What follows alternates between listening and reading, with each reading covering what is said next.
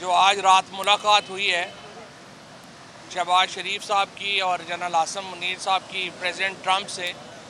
तो अब तो एक ही कसर रह गई है कि इतवार को अगर हमारी क्रिकेट टीम ने फाइनल भी जीत लिया तो हिंदुस्तान के स्पेशली जो मोदी भगत हैं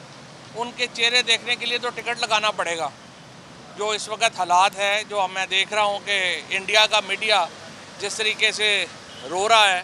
और जिस तरीके से इस वक्त वहाँ पे हालात हैं, तो इसलिए पाकिस्तानी होने की हैसियत से तो ये मंज़र बड़े दिलकश हैं, बड़े अच्छे हैं। और पाकिस्तान को जो अहमियत मिल रही है इस वक्त इंटरनेशनल फ्रंट के ऊपर, वो ज़ाहिर है कि बड़ी खुशाइंद है और उसमें नरेंद्र मोदी साहब की भी बड़ी कंट्रीब्यूशन है। बहरहाल अब हमारी दुआ यही है कि इंशाल्लाह इतवार को हम फाइनल जीत जाएं ताकि ये जो एक सीरीज़ चल रही है ये हमारी पूरी मुकम्मल हो जाए। बाकी ये है कि जो यूनाइटेड नेशंस डेलीगेशन में अलबत्ता जो एक ख़ातून जो प्रो इज़राइल लॉबियस्ट हैं उनको जिस तरीके से वज़ीर आज़म की टीम में शामिल किया गया है वो बड़ी कंसर्निंग बात है। उनके जो माजी है वो भी बड़ा कंट्रोवर्शियल है, रॉ से उनके लिंक्स भी बड़े कंट्रोवर्शियल हैं। मैंने कल भी फ़ॉरेन ऑफिस को रज़ाक डार साहब को कहा है कि उनको बताना चाहिए कि वो ख़ातून जो हैं वो किस तरह से ख्वाजा आसफ़ साहब के बिल्कुल पीछे बैठी पाकिस्तानी डेलीगेट की हैसियत से, और उन्हें किसने रिकमेंड किया था कि वो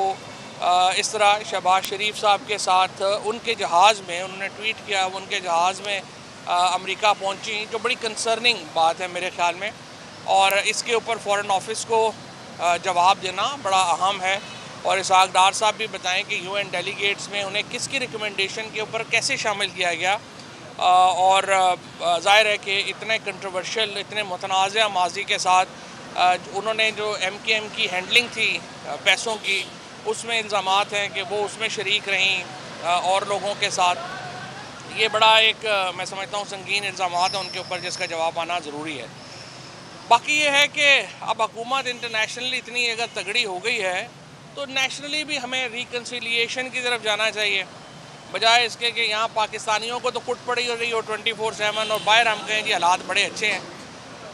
ये वक्त है कि आप अपने आप के ऊपर एतमाद करें और एतमाद करके अपने आप के ऊपर पाकिस्तान को भी सियासी तौर के ऊपर नॉर्मलाइज़ करें। इमरान खान को रिहा करें, सियासी कैदियों को रिहा करें।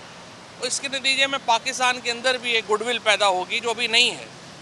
ये तो नहीं है कि हम बाहर तो अच्छे रहें और पाकिस्तानियों के साथ हमारा सलूक जो है वो बिल्कुल ही डिस्क्रिमिनेटरी हो, तो इसको हमें अब बेहतर करने की ज़रूरत है। बाकी हमारी नेक तमन्नाएँ इंशाअल्लाह पाकिस्तान की क़यादत के साथ, पाकिस्तान के साथ हैं और अल्लाह करेगा कि ये चीज़ें और बेहतर